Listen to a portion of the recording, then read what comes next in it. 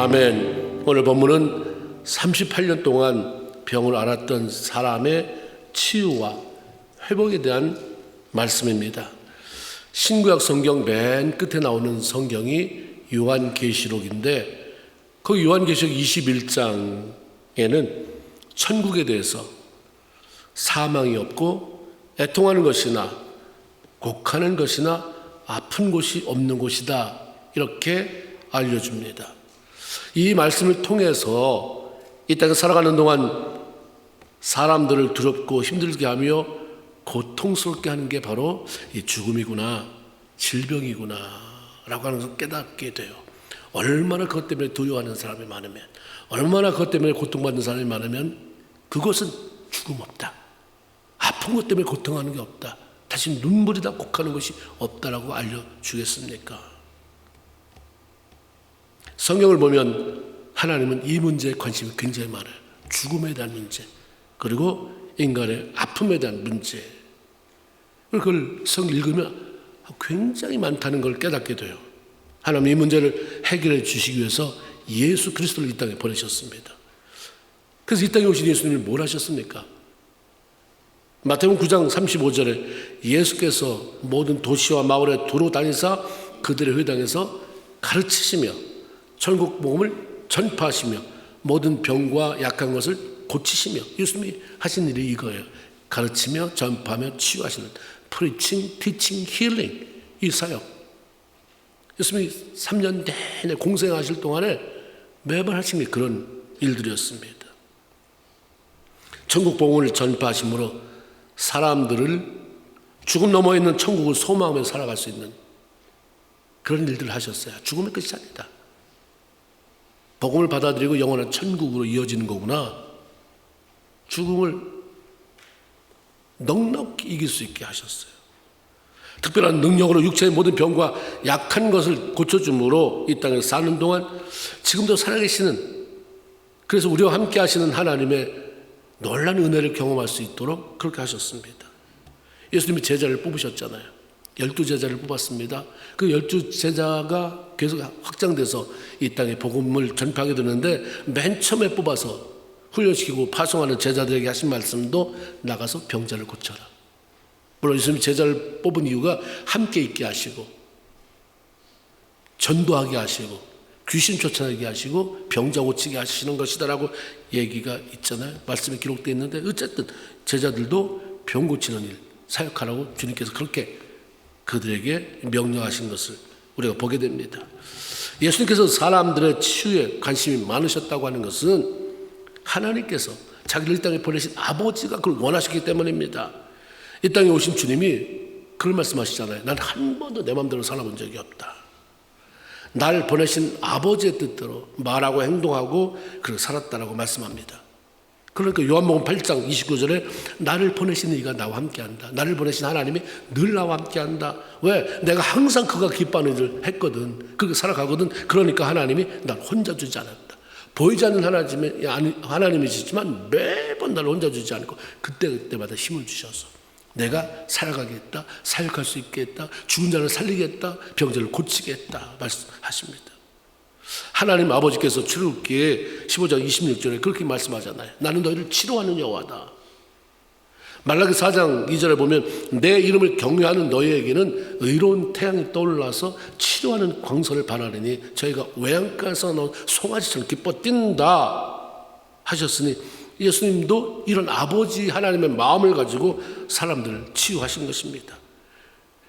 그 이후에 예수님을 누구보다도 사랑했던 그 품 안에 제자 요한도 예수님의 마음을 가지고 그런 얘기 하잖아요. 요한 3서 2장 1절에 사랑하는 자여 내 영혼이 잘된 같이 네가 범사에 잘되고 그 다음에 강건하기를 원한다. 영이 잘 돼야 된다. 그 따라오니 일상적으로 이 땅에 살아야 되잖아요. 그 범사가 잘 되고 이어서 강건해지기를 내가 원한다 라고 말씀하신 것입니다. 예수님은 당신의 사랑하는 자녀들이 이 땅에 사는 동안 강건하길 원하세요. 이사야 선지자는 아주 오래전에 예수님께서 이 땅에 오셔서 십자가 칠 걸 예언하셨어요. 오래전에. 이사야 53장 6절 그 내용이 어떻게 되어 있냐면 그가 찔림은 그가 예수님이에요. 찔림은 십자가. 그 찔림은 우리의 허물을 인하며 그 상함은 우리의 죄악을 인합니다. 그가 채찍에 맞음으로 우리가 평안을 누리고, 그가 징계를 받음으로 우리가 평안을 누리고, 그 채찍에 맞음으로 우리가 나음을 입었다. 예수님은 우리를 고치기 위해서, 우리를 치유하시기 위해서 채찍에 맞으셨다라고 얘기하세요. 예수님은 우리를 구원하시기 위해서 십자가 지시고 피와 물을 쏟으셨다 말씀하십니다. 그러므로 우리가 나사렛 예수 그리스도의 이름으로 영육간에 나음 입고 강건한 삶을 살아가는 것, 바로 이것 하나님이 원하시는 것입니다.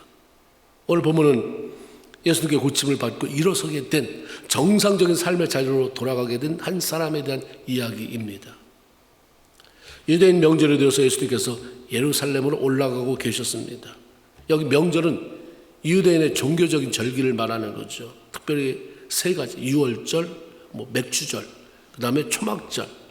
이때는 예루살렘 남자들은 특히 다 예루살렘 성전에 올라가서 하나님을 뵈라, 감사의 제사 드려라. 이 신명기 16장에 하나님 말씀하신 거예요. 대대로 유월절을 지켜라, 칠칠절을 지켜라, 맥주절이죠, 초막절을 지켜라, 나를 거기서 만나라. 그래서 예수님도 올라가신 거죠.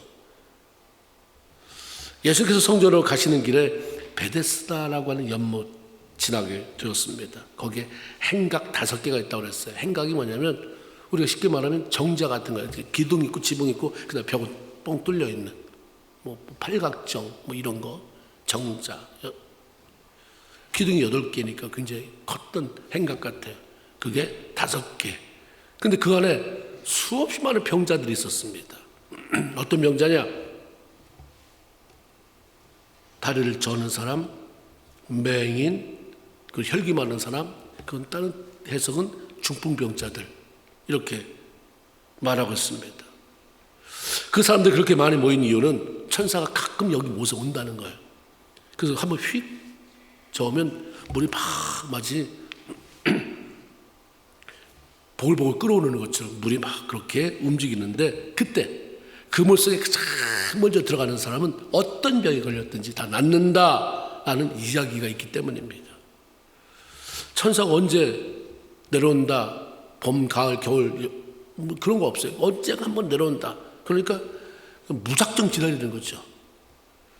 천사가 물을 동하게 한다고 할지라도 언제 올지도 모르는 천사가 와서 한 번 한다 할지라도 한 사람만 혜택이 받는 거예요. 그런데도 불구하고 내가 그때 첫 번째로 들어가서 고침을 받는다는 보장이 없는데도 사람들은 무작정 기다려요.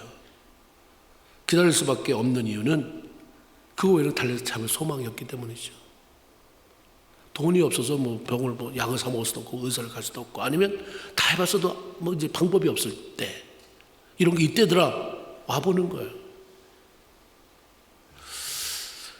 그런데 문제는 사람들이 헛된 소망에 기대를 걸고 있다는 거죠. 하나님이 천사를 보내서 물을 동하게 해서 그 연못이 치유를 해주는 능력이 있어 능력이 물로 바뀌게 하는 것이라면 왜 하나님이 한 사람만 그럴까? 물을 다 그 연못이 그런 능력의 효용이 있는 물이라면 들어갔을 때도 다 들어가서 어차피 천사가 언제 올지 모르니까 이번 온 김에 다 나라 하면 되는데, 이거는 하나님의 말씀도 아니고 성경에 강조하는 것도 아니고 그냥 이야기예요. 전설일 뿐입니다. 아마 그 배경, 왜 사람들이 모였는지 배경을 설명하기 위해서 아마 삽입이 된 것 같아요. 그리고 성경 보면 가로 처리했어요. 그리고 NIV 성경에는 이 내용이 나오지도 않아요. 그래서 없애버렸더라고요.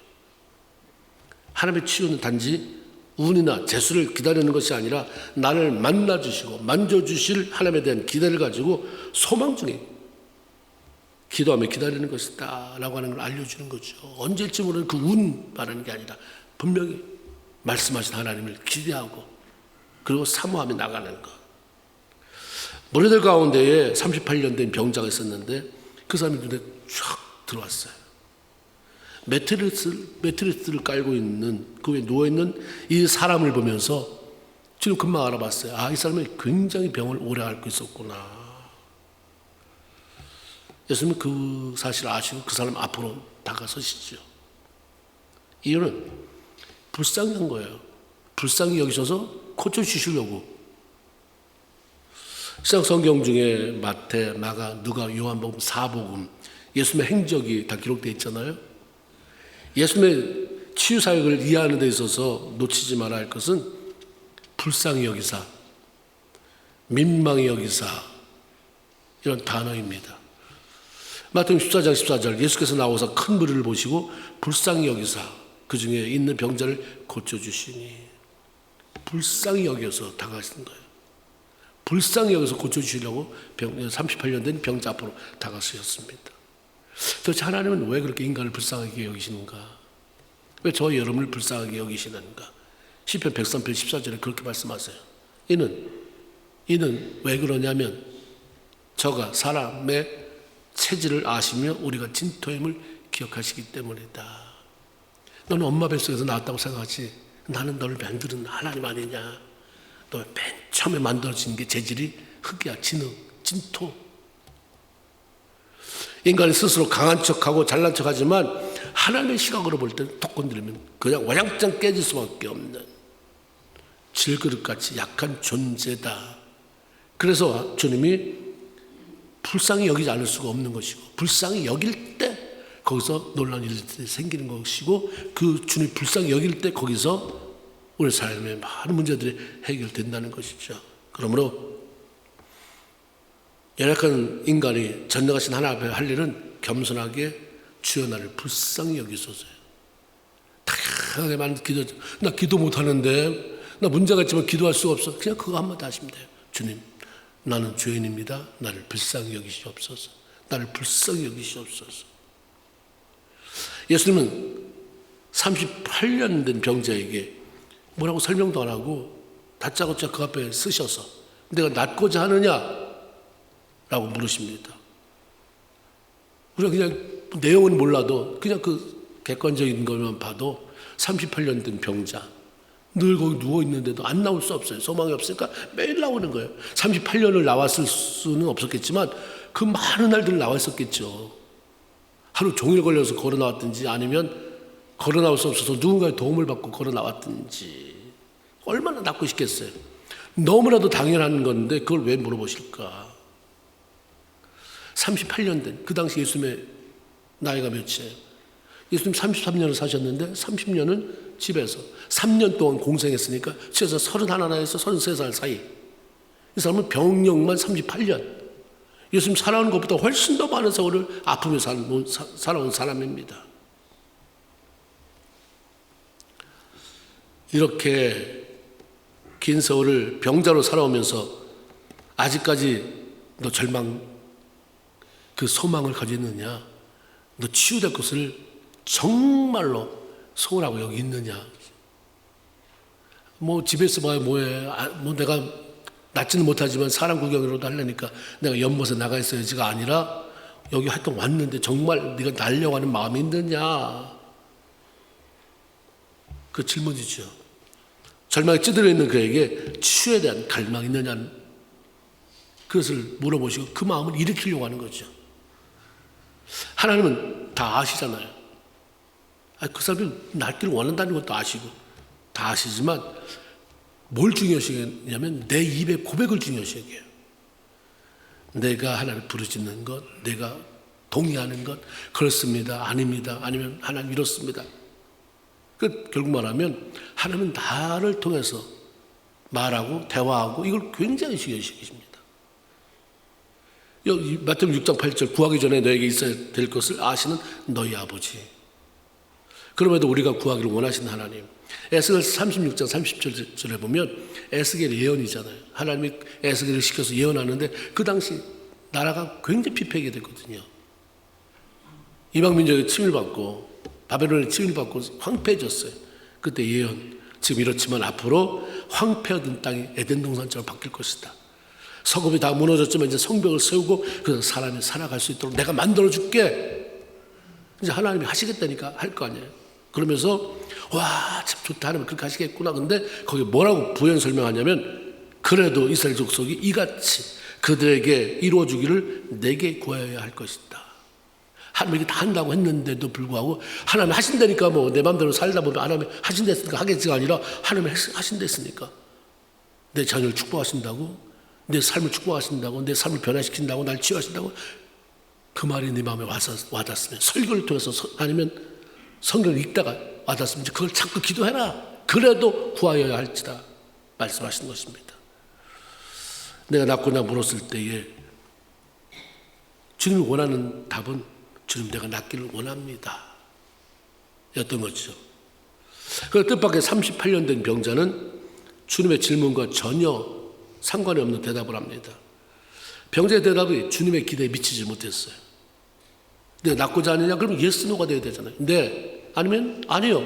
근데 전혀 주여 물이 움직일 때마다 나를 못에 넣어주는 사람이 없어서 내가 그냥 힘들게 내려가는 동안에 벌써 다른 사람이 와서 들어가는 바람에 나는 그 기회를 놓쳐서 이렇게 살아가고 있습니다. 거기 안에 신세 한탄 그리고 하나 원망입니다. 하여튼 우리는 누굴 끌고 들어가야 마음이 편해져요. 내가 잘못한 것 인정하고 싶지 않아요. 누구 때문에 잘못한 거예요. 근데 이 꼴로 사는 것 하나님은 네가 내 앞에서 엎드려놨는데 누굴 다 끌고 들어가요. 누구 때문에? 날 도와주지 않아서. 주님께서는 원망이 아니라 갈망입니다. 주를 향한 마음의 간절한 표현이 필요한 거예요. 하나님 고쳐보고 왔긴 했는데 잘 안 되네요. 정말 내가 낫기를 원합니다. 예수님은 38년 된 병자를 고쳐주시려고 내가 낫고자 하느냐 물었는데 그 사람은 정작 주님에 대한 기대가 없는 거죠. 낫고자 하는 기대, 주님이 뭐 고쳐주실 것이다 이런 기대보다는 저길 들어가야 되는데 그것도 틀렸고 그냥 왜 사는지 몰라요. 아주 그냥 혼란스럽습니다. 오늘날 살아가는 성도들의 모습도 별반 이와 다르지 않다. 그렇죠? 내가 낫고자 하느냐 물으시는 주님 질문에 주님 돈만 좀 있었으면 말이에요. 좋은 의료 혜택 받고 벌써 이 병 고쳤을 텐데 돈도 없고 도와주는 사람도 없어서 내가 이 모양으로 살아가고 있습니다. 한 이렇게 했으면 이랬을 텐데 내가 부모를 잘못 만나는 바람에 부모가 나를 공부시키지 않는 바람에 우리 자식이 너무 속을 썩이는 바람에 이러지 말라고 하는 거예요. 그냥 주님 묻는 말에 단순하게 내가 낫기를 원합니다. 내 삶이 좀 달라지기를 원합니다. 내 삶이 좀 하나님 기뻐하는 삶 되기를 원합니다. 그러면서 다가가라 하는 말씀이죠. 12의 혈루증으로 앓던 여인 우리 잘 알잖아요. 돈이 있던 여인이에요. 남편이 뭐 하는지는 잘 모르는데 돈이 있어서 12의 혈루증 하혈하는 부인병을 앓고 있을 때 주님의 소문을 들었는데도 한 번도 그 병이 나온 적이 없어요. 저분 찾아가면 저분한테 병 낫게 해달라고 하면 나 고쳐지겠지? 아니요. 돈이 있으니까. 그 돈을 가지고 이 의사 저 의사를 찾아다녔다. 성이 그러잖아요. 이 의사 저 의사를 찾아다니면서 돈을 다 허비했는데 그럼에도 불구하고 병의 차도는 하나도 보이지 않자 그때야 삶의 절망감을 느끼고 죽을래 죽을 수 없잖아요.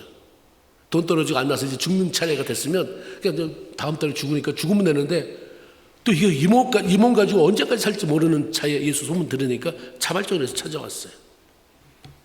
주님이 자신의 마지막 소망이고 그분은 나를 고칠 능력이 있다는 확신을 그때서 가진 거죠. 그 슬그머니 주님 앞에 다가가 옷을 만졌는데 옷자락 그냥 겨우 만졌을 뿐인데 그 자리에서 치유를 받았죠. 그 주님을 향한 갈망은 굉장히 중요합니다. 예수님은 내가 낫고자 하는 질문에 전혀 딴소리를 하고 있는 그 병자를 향해서 너 아직 그런 마음이 없구나. 너 아직 배불렀구나. 더 아파봐야 되겠니? 그 가버리지 않으셨어요. 그 사람의 대답하고 상관없어요. 이미 불쌍한 마음을 가지고 오셨기 때문에 지금 치유할 마음을 가지고 오셨기 때문에 그 다음 단계로 나가요. 일어나 내 자리를 들고 걸어가라. 그 사람 전혀 내가 낫기 원합니다. 이런 마음도 없는데 지금 그냥 일어나 내 자리를 들고 걸어가라 명령하세요. 근데 그 다음 보면 놀라운 일이 벌어져요. 내가 낫고자 하느냐는 질문에는 전혀 반응도 없고 그냥 하소연이나 늘어났잖아요. 아유 이래서 사람이 도와주는 사람이 없어서 원망. 그런 사람이 일어나라고 하는데 즉시 일어나는 거예요. 벌떡 일어나서 걸어가는 거 아닙니까? 앉아있기도 힘들어서 누워있던 사람이라면 38년을 중풍병을 앓고 왔던 환자일 가능성이 많잖아요. 거기에 눈이 안 보이는 사람, 절름발이, 그리고 뭐 혈기만하자, 중풍병자. 그러면 이 사람의 증상은 거의 그 부류 속에서 빼보면 중풍병자였구나. 그 환자일 경우가 많다. 알 수 있어요. 그 사람이 중풍병으로 38년을 누워 있었던 거잖아요. 그 사람이 주님 일어난다고 해서 즉석으로 일어날 수 있는 형편이 아닙니다. 그 사람이 예수님께서 일어나라 했을 때 주님 내 꼴을 보고도 그렇게 말씀하세요. 혼자 일어날 수가 없어요. 나를 일으키면서 뭐 말하든지. 아니 일어나라 그럼 저절 일어나집니까? 내 다리 안 보여요? 앙상한 내 다리? 후두들 걸리는 내 다리 안 보입니까? 하면서 여전히 그냥 누워있을 수 있어요. 근데 그 사람이 놀라운 건 주님이 말씀하실 때 기대는 하나도 없었는데 말씀의 권위에는 도전을 받은 거죠. 즉석 순종이에요. 그랬을 때 그 사람이 벌떡 일어났겠습니까? 일어나려는 시도를 했을 때 힘이 들어가는 거죠. 다 힘이 들어간 다음에 내가 일어나야지가 아니라 시도를, 말씀에 순종하여 갔더니 가다가 고침을 받는 사람 얼마나 많습니까? 시도, 믿음으로 시도하는 거. 일어나려는 시도했을 때 정말 혼자 일어설 수 있었고 그 시로 38년 된 병으로부터 해방이 됐다.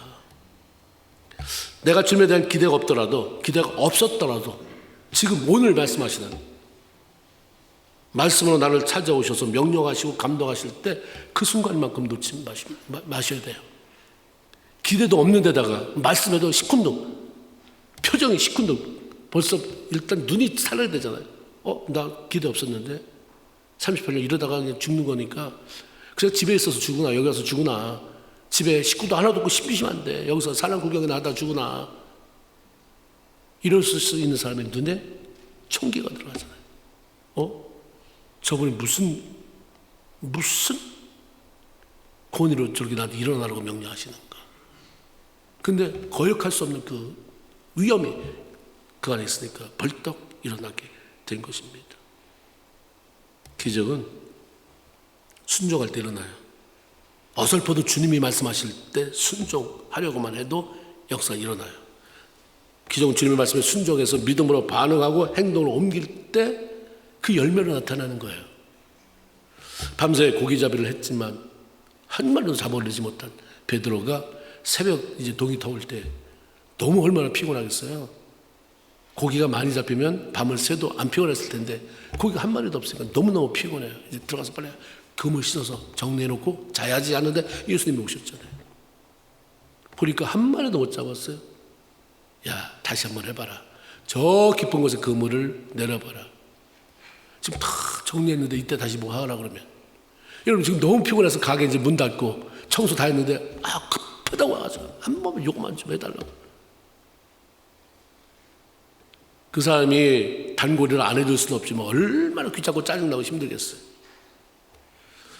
베드로도 그런 마음 없었겠습니까? 근데 그가 뭐라고 말하냐면 선생님 우리들이 밤이 새도록 수고했지만 잡은 것이 한 마리도 없지만 그러나 말씀을 그렇게 하시니 주님의 말씀을 그렇게 하시니 우리가 말씀을 의지해서 그물을 던지겠습니다. 또 깊은 곳으로 들어가잖아요. 그리고 가득 잡아 올린 고기로 배를 가득 채운 만선의 기쁨을 누리게 됐습니다. 38년 된 병자는 치유된 기대가 없었어요. 근데 말씀에 순종했잖아요. 순종이 답입니다. 순종할 때 답이요. 내가 가지고 있는 숙제가 해결되는, 풀리는 역사가 있습니다. 말씀 앞에 아멘 하세요. 그냥 해보세요. 사람들 앞에서는 아멘 이렇게 못하더라도 마음속 깊은 곳에서 절대적인 동의 아멘하고 집에서 없을 때 해보세요. 그게 뭐가 됐든지. 고백을 하나님 거울 보면서 아까 내가 창피해서 입으로는 소리를 내지 못했지만 마음속에서부터 공명이 되도록 하나님 앞에 아멘 한 것도 아셨죠? 나 어떻게 할까 하나님. 38년 된 숙제가 해결됐어요. 하나님께는 시간이 너무 오래 지나서 해결할 수 없는 문제 없다. 이거는 시간이 너무 걸려서 해결이 안 돼. 사람이 그렇게 말씀해도 하나님 해결하려고 한다면 시간, 너한테는 시간이 있지 나는 시간에 구애 안 받아. 하나님은 지금도 살아계신 분이잖아요. 하나님께는 너무 오랜 시간 알아왔기 때문에 고치지 못할 병은 없다. 12회 혈루증이 나는 부인병으로 고생한 여인도 12년 만에 고침을 받았습니다. 사도행전 3장 2절에 보면 베드로가 나으면서부터 못 걷게 된 사람을 고치잖아요. 그 사람을 향해서 은과 금은 내게 없거니와 내게 있는 것으로 내게 주노니 곧 나사렛 예수의 이름으로 일어나 걸어라 했을 때 그가 치유받고 걷기도 하고 뛰기도 하고 하나님의 영광을 돌렸다. 나으면서부터 이거는 뭐 시간을 어떻게 측량할 수는 없잖아요. 운명이라고 말하는 사람들이 아이고야 난 운명의 팔자야. 이걸 누가 고쳐? 우리 하나님은 자신의 자녀들이 이 땅에 머무는 동안에 영적으로 육적으로 모든 영역에서 치유받아서 건강한 모습으로 그러면서 하나님의 영광 돌리는 삶 살기를 원하죠. 하나님 고치기를 원하는 것은 너는 앞으로 살 날이 많으니까 너 팔팔하니까 지금 고침받아야 돼. 넌 늙었으니까 죽을 날이나 기다려. 이러지 않아요. 하나님에게는 타오리 나이에요. 나이 언리밋. 하나님은 무한대잖아요. 그분 앞에서 10살이나 100살이나 뭔 차이가 있어요. 이 나이에 고침받아 얼마나 더 살겠다고가 아니다. 히브리서 9장 7절에 보면 히브리서 9장 27절에 한 번 죽는 것은 사람에게 정한 것이요. 말씀처럼 고침을 받아도 언젠간 죽잖아요. 어차피 뭐 고침 받아도 안 죽어? 죽는데 이대로 살다 죽는 거지. 아니라는 거예요. 그래도 치유받는 사건을 통해서 내가 지금 살아계신 하나님, 그 하나님을 경험하는 게 중요하다는 거예요. 고침을 받는 것도 중요하지만 고침을 받으면서 나 이걸 고쳐주신 하나님을 경험하는 거잖아요. 하나님이 경험 안 돼서 너무 신앙생활, 취미생활하는 사람이 얼마나 많은지 알 수 없어요. 그냥 신앙생활은 생명을 거는 건데 취미생활을 그래서 취미에 마지막하고 아니면 말고 그렇죠? 근데 이런 일을 통해서 기도하고 응답받고 또는 치유를 경험하고 살아계신 하나님. 그래서 치유 경험을 통해서 하나님을 기쁨으로 섬기면서 그분을 내가 죽도록 충성해야지. 이게 다 끝이 아니고 내 죽어도 하나님 앞에 당당히 서야지 하는 마음으로 남은 시간들을 하나님이 존귀하게 여기는 삶을 살 수 있다고 한다면 그건 더할 나위 없는 복이잖아요. 그런 의미에서 우리가 치유도 받아보고 응답도 받고 이런 하나님의 놀라운 은혜를 경험해야 되는데 그 복이 여러분 모두에게 임하게 되길 주의 이름으로 축원을 드립니다. 그냥 덩달아서 부안해도 다른 사람이 가니까 남편이 가니까 아내가 가니까 쫓아오지 마세요. 하나님은 우리 하나님이지만 나의 하나님입니다. 나의 하나님. 나의 하나님이에요. 그 나의 하나님을 만나세요. 나의 하나님. 그분은 구하는 자의 기도에 응답하시고 주님이 나타내지길 원하는 자에게 보여주시는 분입니다. 우리 하나님이 이사야 55장 6절에 너희는 여호와를 만난 때에 찾으라 가까이 계실 때 그를 보러라 말씀하셨습니다. 그 초청이 바로 지금이에요. 바로 지금. 나는 지금 너를 구원하기를 원하고 나는 지금 너를 고치기 원하고 나는 네가 지금 이 자리에서 나를 경험하기를 원한다라고 말씀하시는데 그 놀라운 은혜가 여러분 모두에게 임하게 되길 바라고 남은 생애 또한 평생 하나님이 너무 좋아서 의무감에 의해서 해왔던 거니까 돌리는 그런 쳇바퀴 돌리는 신앙이 아니라 매일매일 내가 매일 기쁘게 순례기를 행하면 그런 감격적인 신앙을 하면서 열매 맺는 다른 사람을 살리는 귀한 성도들 다 되기를 주의 이름으로 축원을 드립니다. 아멘. 기도합시다. 우리 한번 기도합시다. 여러분 앞에